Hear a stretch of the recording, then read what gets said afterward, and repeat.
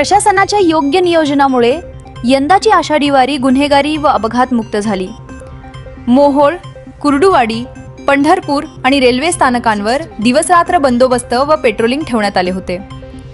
Police अधीक्षक अश्विनी सानप, अपर अधीक्षक रोहिदास पवार व निरीक्षक मनोज यादव यांच्या मार्गदर्शनाखाली संपूर्ण वारी शांततेत पार पडली। संशयित वस्तू, अनुचित प्रकार आणि गुन्हेगारांवर बारकाईने लक्ष ठेवण्यात आले।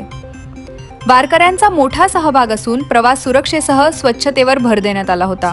आषाढी एकादशी नंतर पंढरपूर रेल्वे स्थानकावर आलेल्या भाविकांना पोलीस प्रशासनाच्या मदतीने सुरक्षितरित्या गाड्यांमध्ये रवाना करण्यात आले।